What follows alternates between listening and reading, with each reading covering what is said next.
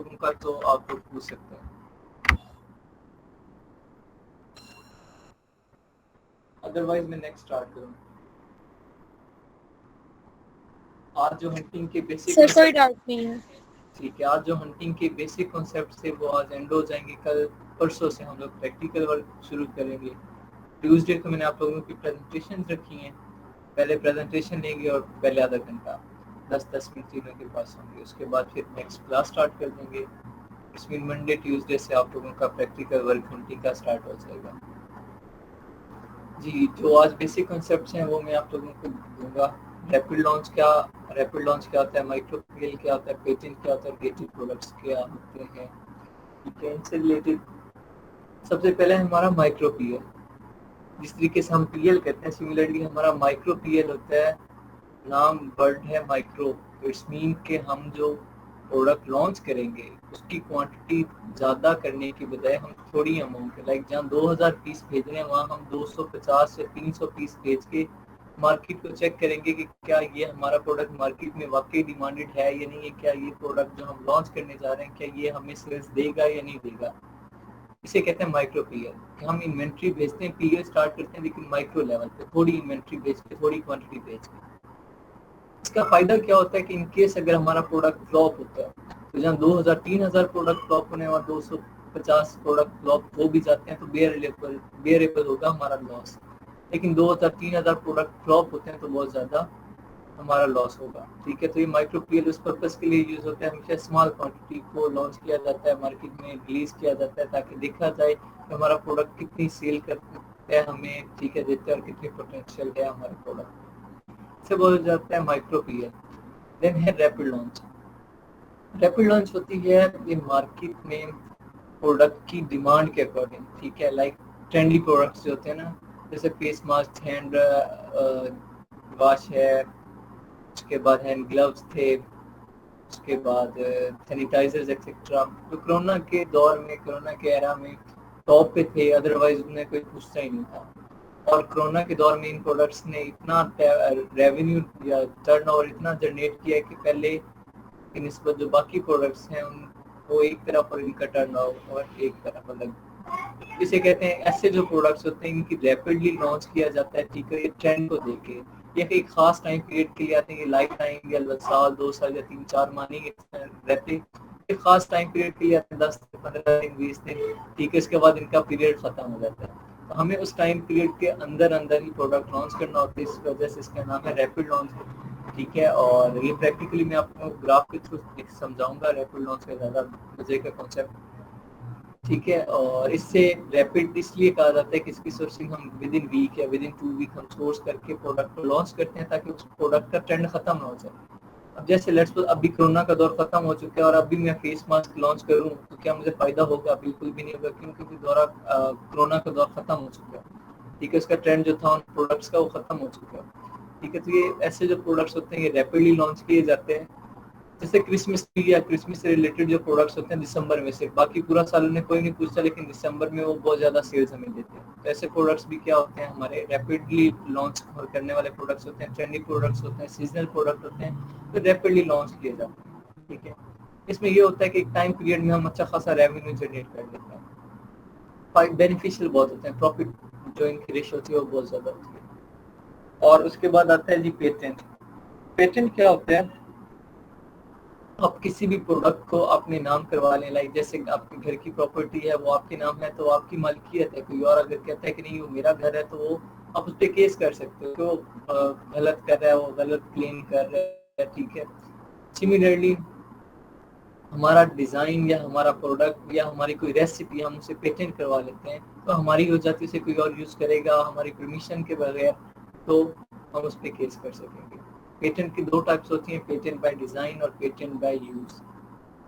Patent by design जो है वो ऑनलाइन ज़्यादा यूज़ होती है, पेटेंट बाय यूज़ जो है वो ज़्यादा प्रेफर नहीं की जाती। ये मोस्टली फिजिकली यूज़ होती है, लाइक होटल रेस्टोरेंट्स वगैरह में उनकी रेसिपीज़ वगैरह पेटेंट होती हैं, जैसे KFC मैकडोनल्ड की रेसिपी पेटेंट है, ठीक है। बर्गर्स जो भी बाकी प्रोडक्ट्स इनके हैं उनकी रेसिपीज पेटेंट है। अगर कोई और यूज़ करता है लोकल सेलर तो क्लेम करते हैं, केस कर देंगे कि ये हमारी रेसिपी चोरी कर रहा है, तो इस तरह रेसिपी का जो यूज़ होगा पेटेंट, वो पेटेंट का यूज़ होगा, ठीक है। और अगर जो ऑनलाइन हम ज़्यादा प्रेफर करते हैं और जो मोस्टली यूज़ होता है हमारा एज अ वर्चुअल असिस्टेंट, हमें ज़्यादा सामना होता है पेटेंट बाय डिज़ाइन से होता है। पेटेंट बाय डिज़ाइन जो है ये डिज़ाइन को अपने नाम करवा लेते हैं कि जो डिज़ाइन हमने लॉन्च किया वो हमारे नाम है। इसका फ़ायदा क्या होता है मार्केट में, लेकिन कोई भी चीज़ जब पॉपुलर होती है ना, उस चीज़ की डिमांड बढ़ती है, किसी चीज़ की उसके कस्टमर बढ़ जाते हैं और पब्लिसिटी उस प्रोडक्ट को मिल जाती है। जैसे अर्तुगरुल ड्रामा था, उसे पब्लिसिटी बहुत ज़्यादा मिली, तो लोगों ने क्या किया, इवन अर्तुगरुल पापड़ तक लॉन्च कर दिया पब्लिसिटी की वजह से, तो कस्टमर अट्रैक्ट कर रहा था वो चीज़ उसको। सिमिलरली कोई ऐसा डिज़ाइन, हम यूनिक डिज़ाइन जिसकी पब्लिसिटी अच्छी होती है, सेल्स हमें अच्छी मिलने लग जाती हैं, पब्लिक बहुत ज़्यादा उससे प्रेफर करती है, तो उस प्रोडक्ट को हम क्या करते हैं, पेटेंट करवा लेते हैं। अब पेटेंट करने का फायदा क्या होता है कि इन केस हम पेटेंट नहीं करवाते, लेट्स सपोज प्रोडक्ट पेटेंट नहीं करवाते, हमारी सेल्स बहुत ज़्यादा है, हमें बहुत ज़्यादा सेल्स मिल रही है, तो क्या करते हैं, लोकल सेलर उठते हैं और वो सेम कॉपीज बना के सेल आउट करना स्टार्ट कर देते हैं। जब सेम कॉपीज बना के सेल आउट करते हैं तो फिर क्या आता है, हमें लॉस होने लग जाता है, हमारी सेल्स डिवाइड हो जाती है। पहले इंडिविजुअल हम मार्केट में थे, हमने अपनी मर्जी के स्टैंडर्ड सेट किए हुए थे, लाइक प्राइस मेरी मर्जी की थी क्योंकि मैं इंडिविजुअल सेलर था उस प्रोडक्ट का, मेरी मर्जी के सर्विसेज थी, मेरी मर्जी के साथ कोई रूल्स एंड रेगुलेशन थे। लाइक जैसे मेरा कंपटीटर कोई एक लोकल सेलर भी आ गया जिसने सेम डिजाइन लॉन्च कर दिया, ठीक है, जो मैंने लॉन्च किया होगा, क्या होगा, मेरी सेल्स डिवाइड हो जाएगी। उसने प्राइस कम रखी है तो मुझे कम रखनी पड़ेगी, मेरा प्राइस वाला फैक्टर डाउन हो जाएगा, मेरी प्रॉफिट रेशियो कम हो जाएगी, मेरा स्टैंडर्ड कम हो जाएगा। सिमिलरली जितने सेलर्स बढ़ जाएंगे मेरी प्रॉफिट उतनी ज़्यादा डिवाइड हो जाएगी, सेल्स उतनी ज़्यादा डिवाइड हो जाएगी, मेरी प्रॉफिट रेशियो कम हो जाएगी। अब इन चीज़ों से अवॉइड करने के लिए हम क्या करते हैं कि हम प्रोडक्ट को पेटेंट करवा लेते हैं, ताकि ऐसे जो मतलब इनके रिस्क आ जाते हैं, एम्बिग्यूटीज एरर आते हैं, फर्दर रिस्क आते हैं, तो उनसे बचा जा सके, ठीक है। ये होता है पेटेंट बाय डिज़ाइन, ठीक है, ऑनलाइन। और उसके बाद आता है हमारा गेटेड प्रोडक्ट्स। जो मेन कॉन्सेप्ट आज के है वो गेटेड प्रोडक्ट्स का है। ये गेटेड प्रोडक्ट्स क्या होते हैं, गेटेड प्रोडक्ट्स ऐसे प्रोडक्ट्स होते हैं, गेटेड कैटेगरीज ऐसी कैटेगरीज होती हैं जो हम अमेज़न पे सेल आउट तो कर सकते हैं, लेकिन उनके लिए हमें परमिशन चाहिए होती है, एनओसी चाहिए होती है, ठीक है, अमेज़न से भी या गवर्नमेंट से। लाइक अगर आप in case automobiles like vehicles, car, motorcycle etcetera, इस तरह के कोई प्रोडक्ट्स आप सेल आउट करना चाह रहे हैं, जिस मार्केट प्लेस में सेल आउट करना चाह रहे हैं, लाइक अब यूएस से यूके में करना चाह रहे हैं, तो आपको गवर्नमेंट से भी परमिशन चाहिए होगी। और गवर्नमेंट बहुत रेयर केसेस हैं कि परमिशन, अदरवाइज मोस्टली रिजेक्शंस मिलते हैं, क्योंकि गवर्नमेंट कभी नहीं चाहेगी कि उनकी अपनी इंडस्ट्रीज, उनकी अपनी फैक्ट्रीज को ताले लग जाएं और बाइक का सेलर जो है प्रोडक्ट सप्लाई करें, ठीक है। तो ऐसे प्रोडक्ट्स जो होते हैं गेटेड होते हैं। ऑटोमोबाइल्स कैटेगरी जो है टोटली गेटेड है, एज अ वर्चुअल असिस्टेंट ये रिकमेंड नहीं किया जाता। इसके पीछे वजह क्या है, वर्चुअल असिस्टेंट को गेटेड प्रोडक्ट से दूर क्यों रखा जाता है, उसके पीछे बेसिक वजह ये है कि जब वर्चुअल असिस्टेंट आता है किसी के बिजनेस को असिस्ट करता है, तो उसका एक ही मोटो होता है, जो इन्वेस्टर होता है उसका ये एक मोटो होता है, जो वर्चुअल असिस्ट कर रहे होते हैं उसका भी एक ही मोटो होता है कि यार प्रॉफिट जनरेट करो। अब जिसका बिजनेस, जिसकी इन्वेस्टमेंट है, उससे भी पैसे से गर्ज है कि यार जितना ज्यादा प्रॉफिट होगा उतना ज्यादा फायदा होगा, इन्वेस्टमेंट कम प्रॉफिट ज्यादा। और गेटेड कैटेगरी में जाए तो वहाँ इन्वेस्टमेंट ज्यादा होती है, प्रॉफिट रेशियो कम होती है, ठीक है। तो इस वजह से ऐसे क्लेसेस से बचने के लिए क्या किया जाता है कि गेटेड कैटेगरी में नहीं जाया जाता, वर्चुअल असिस्टेंट्स को रिकमेंड किया जाता है कि गेटेड कैटेगरी से दूर रहें। उसके बाद कुछ ऐसे प्रोडक्ट्स हैं जिनको सेल आउट करने के लिए सिर्फ अमेज़न से एनओसी चाहिए होती है, वो गेटेड कैटेगरीज में आ जाते हैं। लाइक जैसे उनमें बेबी कैटेगरी है, बेबी कैटेगरी में जो बेबी केयर से रिलेटेड प्रोडक्ट्स हैं, जिनमें केमिकल यूज हुआ है, जो केमिकली सिंथेसाइज प्रोडक्ट है, वो गेटेड कैटेगरीज में। जो बेबी टॉयज से रिलेटेड है वो आप सेल आउट कर सकते हैं विदाउट एनी परमिशन। बेसिकली जो गेटेड प्रोडक्ट इनके तीन कॉन्सेप्ट हैं। सबसे पहला है कि हैजर्डियस टू हेल्थ ना हो, लाइक सेहत के लिए नुकसानदेह ना हो, केमिकली सिंथेसाइज ना हो, ठीक है, और बैटरी यूज ना हो। जिस प्रोडक्ट में ये तीनों में से कोई एक खूबी भी होगी वो गेटेड होगा, ये कॉन्सेप्ट याद रखना, ठीक है। उसके बाद बेबी से रिलेटेड, जो बेबी केयर से रिलेटेड प्रोडक्ट्स होंगे वो गेटेड होते हैं। फैशन से रिलेटेड मेकअप एक्सेट्रा, ये ब्यूटी और एक्सेट्रा, इस तरह के जो प्रोडक्ट्स होते हैं ये गेटेड होते हैं। बैटरी जिस प्रोडक्ट में यूज हो रही होती है वो गेटेड होते हैं। और जो ऐसे प्रोडक्ट्स, ठीक है, जो केमिकली या हजर्डियस हो हेल्थ के लिए डायरेक्टली इनडायरेक्टली, वो गेटेड हैं।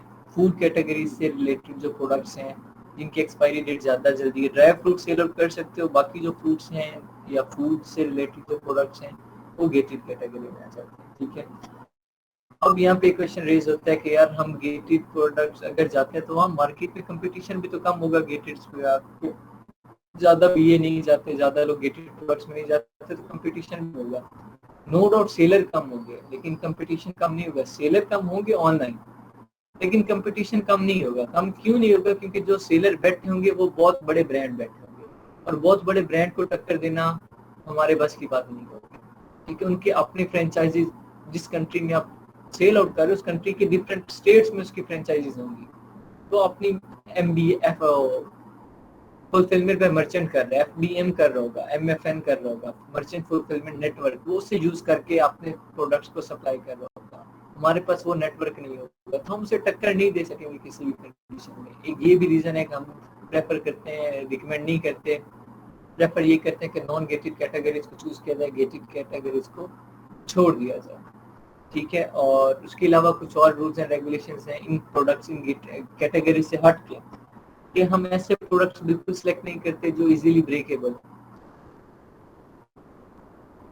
क्योंकि ड्यूरिंग डिलीवरी अगर हम ऐसे प्रोडक्ट यूज कर रहे हैं या सिलेक्ट कर रहे हैं जो इजीली ब्रेकेबल हो तो ड्यूरिंग डिलीवरी वो प्रोडक्ट अगर टूट जाता है तो रिक्लेम हमने करके देना है, तो उसका जितना भी बजट होगा वो हम अपने पास से देंगे, तो वो इशू ठीक है, हमारा प्रॉफिट मार्जिन उससे डिक्रीज हो जाएगा। उसके बाद हैवी प्रोडक्ट्स हम लोग नहीं करते हैं, हमारे प्रोडक्ट का वेट 2 kg से ज़्यादा नहीं होना चाहिए। अगर ज़्यादा हैवी वेट हो जाता है तो उसके delivery charges, warehouse charges, FBA charges, FFP increase हो जाएगी, हमारा प्रॉफिट मार्जिन डिक्रीज हो जाएगा। ये मेन कॉन्सेप्ट थे। और उसके बाद हम ऐसा प्रोडक्ट बिल्कुल सिलेक्ट नहीं करेंगे जिसमें मल्टीपल वेरिएशंस हो। मल्टीपल वेरिएशंस वाला प्रोडक्ट हम बिल्कुल सिलेक्ट नहीं करेंगे। ठीक है, उसकी वजह क्या है? उसके लिए इन्वेस्टमेंट ज़्यादा चाहिए, क्योंकि मल्टीपल वेरिएशंस हैं तो उसके लिए हमें बजट ज़्यादा चाहिए होता है।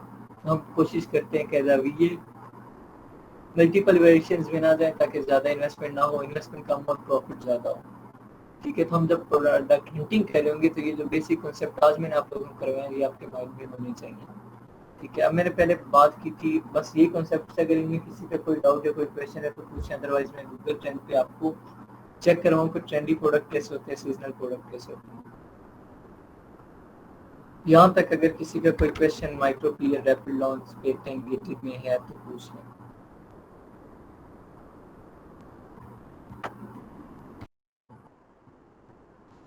सर हमें कैसे पता चलेगा कि ये प्रोडक्ट मार्केट में पहले भी है?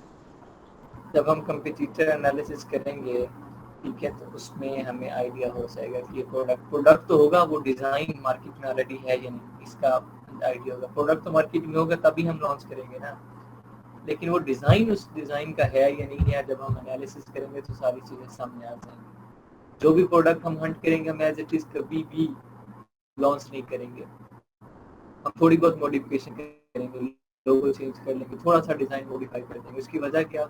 जो भी ब्रांड बैठा है अगर इनके फ्यूचर में उसकी सेल्स बूस्ट होती हैं, वो डिज़ाइन पेटेंट करवा लेते हैं, हमारी सारी इन्वेंट्री ज़ाया हो जाएगी। उस चीज़ें इस क्लास से बचने के लिए हम क्या करते हैं कि पहले से ही डिज़ाइन थोड़ा सा मॉडिफाई करके यूनिक सा डिज़ाइन बनाते हैं। गूगल ट्रेंड की बात करें, ये गूगल ट्रेंड आपका टाइम बचाएगा।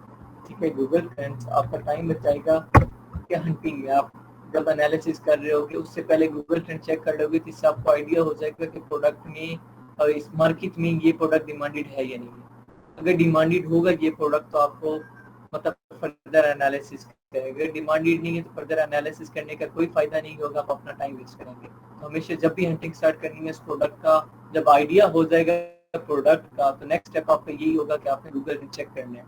ठीक है, गूगल ट्रेंड पे मैं डिफरेंट ग्राफ्स चेक करवा देता हूँ आप लोगों को कि डिफरेंट ग्राफ्स किस तरह के हैं। ठीक है, वो देख लें कौन सा ग्राफ बेस्ट कंसीडर होता है, कौन सा वर्स्ट होता है। ठीक है, और किस तरह के ग्राफ्स वाले प्रोडक्ट्स हम सर्च करते हैं, किस तरह के ग्राफ नहीं करते। लेसन मैं यूनाइटेड स्टेट की बात करता हूँ। ठीक है, यूके में, चलो यूके का कर लेता हूँ, यूके का कर रहा हूँ। या मैं लेट्स करता हूँ फेस मास्क, मैंने पहले ट्रेंडी प्रोडक्ट की बात की। ठीक है, फेस मास्क में बात करता हूँ, ये प्रोडक्ट फेस मास्क जो है यार, ये थोड़ा सा स्पेस आ गया तो यहाँ पे गूगल ट्रेंड पे एज इट इज आप लोगों ने लिखना होता है।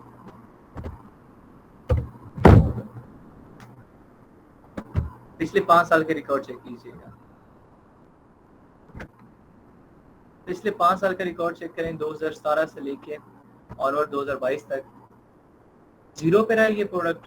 ये नीचे लाइन देखिए, साइड पे ग्राफ नजर आ रहा होगा, 0, 25, 50, 75, 100, ठीक है, जीरो पे है। हमारे अकॉर्डिंग ग्राफ वो बेस्ट होता है जो 25 वाली लाइन से ऊपर हो, ये जीरो पे, इट्स मीन ये इसकी कोई वैल्यू नहीं थी, ना कोई टर्नओवर ना कोई सेल है। 2019 के मिड में, ठीक है, नवंबर के स्टार्ट में ये कोरोना आया था। उस वक्त जिन लोगों ने नवंबर के स्टार्ट में या नवंबर के मिड में सोर्सिंग करवा ली प्रोडक्ट, इस प्रोडक्ट के, इस मार्केट से रिलेटेड प्रोडक्ट्स की, तो वो बहुत फायदे में रह गया। अब वो किसने करवाई होगी? जो मार्केट में बैठा होगा, जिससे पता चला होगा कि यार ये प्रोडक्ट ट्रेंड में आ रहा है, इस प्रोडक्ट की अगर मैं अभी सोर्सिंग करता हूँ तो फ्यूचर में बहुत फायदा होगा। वही कर सकते हैं जो मार्केट एक्सपर्ट हो, ठीक है, लोकल नहीं कर सकता। अब जिसने इस टाइम पीरियड में लाइक ये फेब और नवंबर के दरमियान जिसने सोर्सिंग की, वो बहुत फायदे में रह गया। अब देखें कोरोना के दौर में ये प्रोडक्ट 100% सेल्स हुई इसकी, लाइक इसका टर्नओवर, इसका रेवेन्यू, इसकी सेल्स, इसकी डिमांड बहुत ज्यादा थी।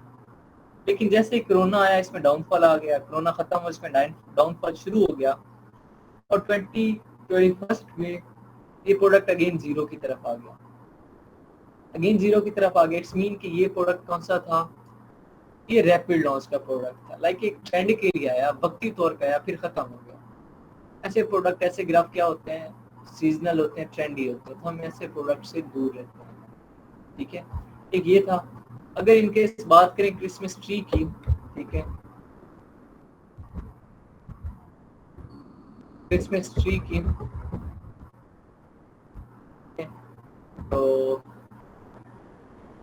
इसका ग्राफ देखें पिछले 5 साल का, 5 पहाड़ियां नजर आ रही है पिछले 5 साल का। क्रिसमस ट्री हमको पता है, ये जो मैंने चेक करवाया फेस मास्क वगैरह, ये सिर्फ कोरोना के दौर में टॉप पे था, बाकी पूरे 5 साल में ये जीरो पे रहा है, सिर्फ कोरोना के दौर में टॉप पे रहा है। देखिए क्रिसमस ट्री जो है सीजनल प्रोडक्ट है, ठीक है, ये हर साल दिसंबर और नवंबर के एंड पे, दिसंबर के स्टार्ट में ये टॉप पे जाता है, बाकी पूरा साल ये जीरो पे रहता है। 5 साल है, देखो 5 साल ये टॉप पे गया है दिसंबर में, बाकी ये पूरा साल जीरो पे रहा है। देखिए यहाँ पीक देखें या कितने थी, मैं कर्सर ले जाता हूँ यहाँ पे, देखिए 26 नवंबर से 2 दिसंबर तक, ठीक है, तकरीबन 6 दिन टॉप पे रहा है एक साल। दूसरे साल में देखेंगे 2018 में 25 नवंबर से 1 दिसंबर तक टॉप पे रहा है 6 दिन। अगेन चेक करें जी, ये रहा है जी आपका अंदाजन तकरीबन ये 24 से 30 नवंबर तक रहा है।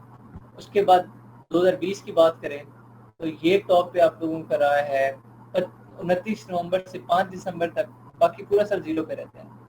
फिर ये 2022 में, 2021 में सॉरी, ये आया है टॉप पे आपका प्रोडक्ट 28 नवंबर से 4 दिसंबर तक, लाइक 6 दिन ये प्रोडक्ट साल में 6 दिन टॉप पे रहते हैं, बाकी पूरा साल जीरो पे रहते हैं। तो ऐसे प्रोडक्ट क्या होते हैं? सीजनल प्रोडक्ट्स होते हैं। हम ऐसे ग्राफ से भी दूर रहते हैं कि जिसका ग्राफ इस शेप का हो या इससे रिलेटेड शेप का, तो हम कहते हैं ना भाई तो दूर है। हम ऐसे प्रोडक्ट हंट करते हैं जिसकी डिमांड पूरा साल हो, ये ना कि गर्मियों में वो प्रोडक्ट बिके, हम सर्दियों में हम हाथ पे हाथ धरे बैठे। हम ऐसा प्रोडक्ट लेते हैं जिसका बिजनेस पूरा साल चले, ठीक है। लाइक जैसे एक अभी मैं ग्राफ दिखाता हूँ, जो आइडियल ग्राफ होते हैं वो ऐसे होते हैं। हेलमेट प्रोडक्ट है, अब इसका ग्राफ चेक कीजिएगा। मैंने कहा था 25 वाली लाइन से ऊपर जो ग्राफ होगा वो आइडियल ग्राफ होगा। ये 50 वाली लाइन को टच कर रहे हैं, इवन 75 और 100 वाली लाइन को भी टच कर रहा है, 25 वाली लाइन से कहीं भी नीचे नहीं है।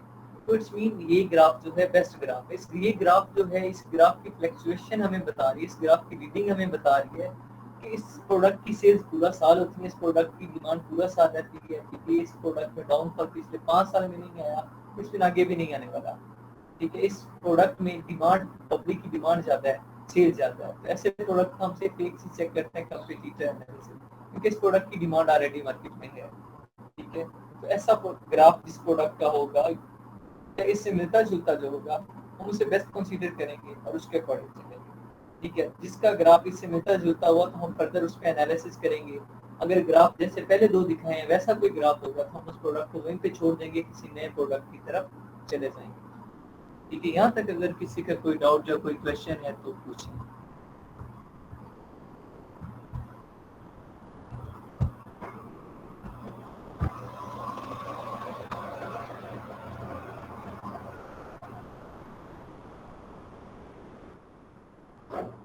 कोई क्वेश्चन नहीं है?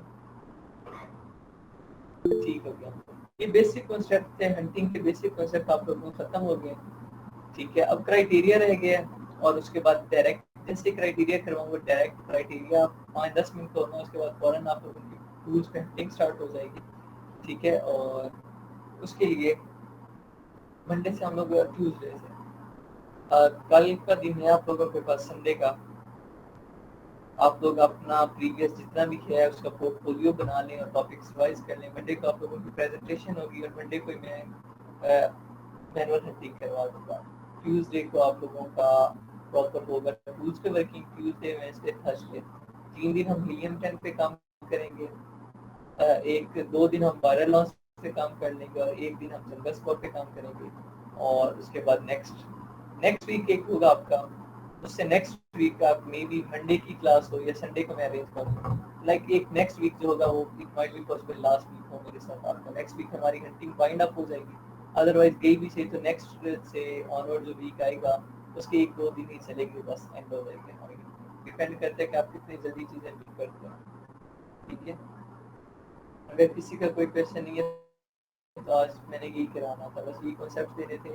समटाइम ये कॉन्सेप्ट बहुत ज़्यादा कॉम्प्लिकेटेड हो जाते हैं, स्टूडेंट्स के क्वेश्चन होते हैं। जब क्वेश्चनिंग होती है तो क्लास देने का भी मज़ा आता है, ठीक है, लेक्चर देने का भी मज़ा आता है, क्लास के कॉन्सेप्ट भी ज़्यादा क्लियर होते हैं। लेकिन यहाँ पे कोई रिस्पॉन्स नहीं है तो इसमें मेरे कॉन्सेप्ट यही थे जो मैंने डिलीवर कर दी है।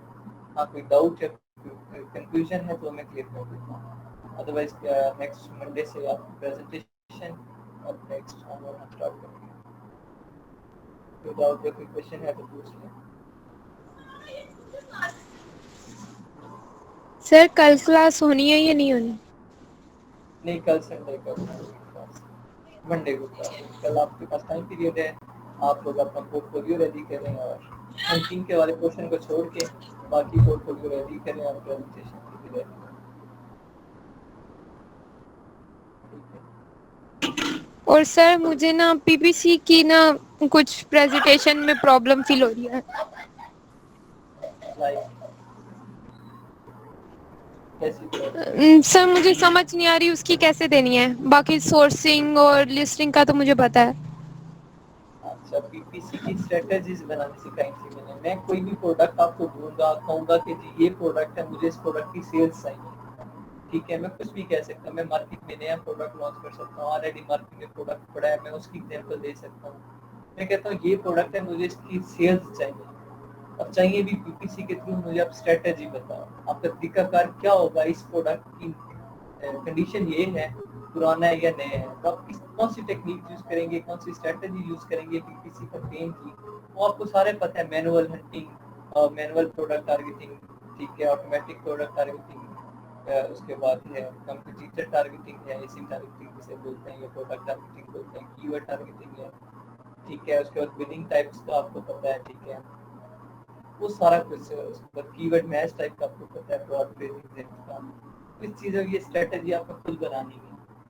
तो ये सारी चीज़ें मैंने एक्सप्लेन की हुई हैं। स्ट्रेटजी बना के बस मुझे बता दें कि हम ये बिलिंग कॉस्ट रखेंगे, हम ये मेथड यूज़ करेंगे, इस तरीके से हम लोग लॉन्च करेंगे, इतने टाइम पीरियड की लॉन्च करेंगे, हम इस तरीके से एनालिसिस करेंगे, अगर ये फ़ायदा हुआ तो हम ये एक्शन लेंगे, अगर ये लॉस हुआ तो हम इस तरीके से उसे कवर करेंगे। एक काउंटर क्वेश्चनिंग भी होगी। आई समझ? आ गई है, थैंक यू सर। और साथ आपका उसामा, आपका कोई क्वेश्चन या जफर साहब आपका?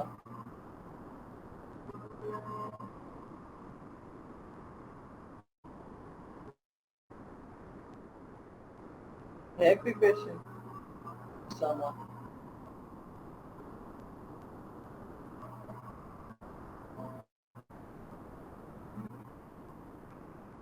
जी जी पूछे।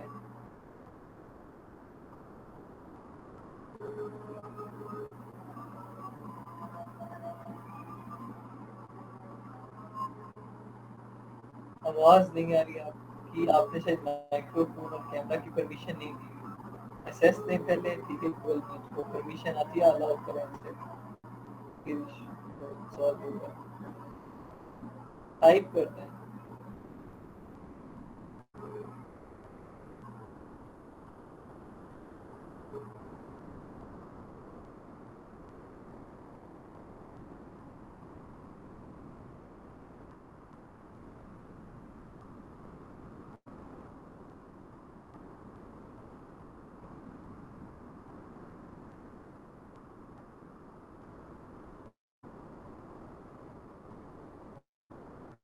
जी आप पूछिए।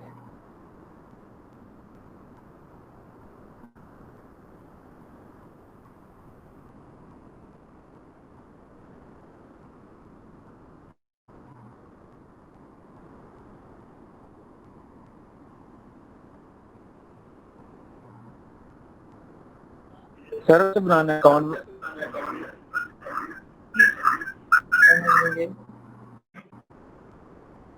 किस चीज का अकाउंट?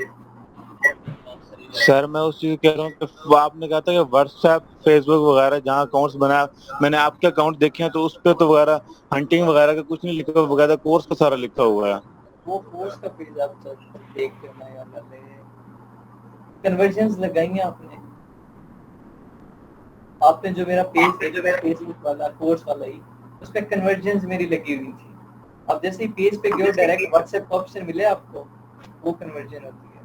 ठीक है कि डायरेक्ट तो आप मैंने व्हाट्सएप पे देखा है सिर्फ, बिजनेस व्हाट्सएप बिजनेस का देखा है, और ओके शायद इंस्टाग्राम को देखा है बस। फेसबुक का पेज देखो, उसमें कन्वर्जन कैसे लगी हुई है। फेसबुक के पेज को मैंने व्हाट्सएप बिजनेस के साथ लिंक किया है, ठीक है।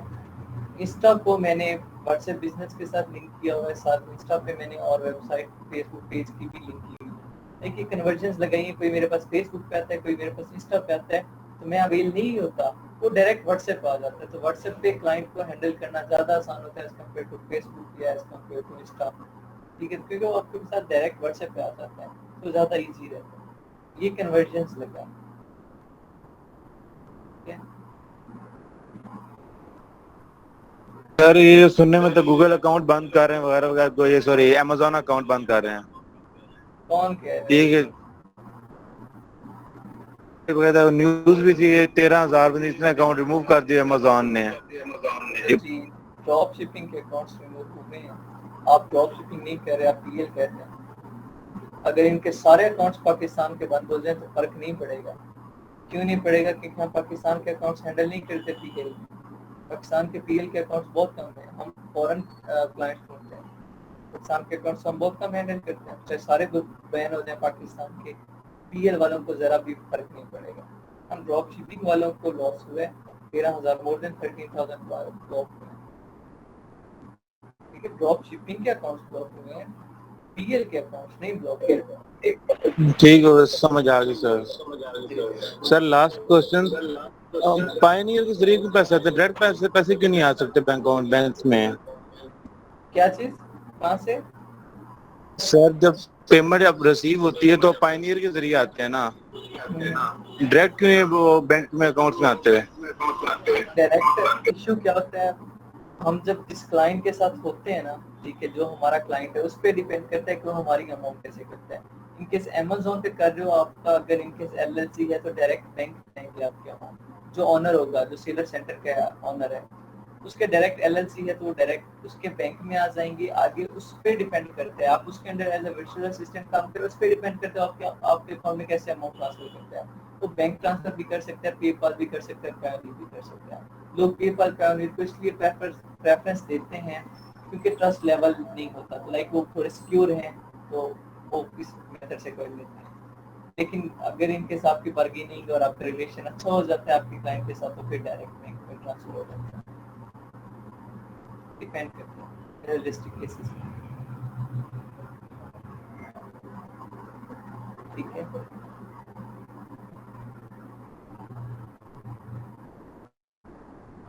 जी, और किसी का कोई क्वेश्चन है?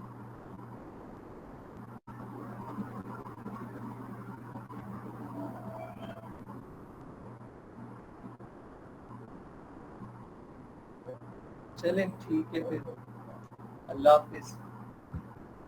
जो नेक्स्ट क्लासेस होंगी वो आप लोगों की लेंथी होंगी। ये तो कॉन्सेप्ट से बाकियों में एनालिसिस है, तो इट माइट बी पॉसिबल घंटे से ज़्यादा 1.5 घंटे तक जा सकती है। थोड़ा सा माइंड सेट कीजिएगा उससे रिलेटेड, ठीक है।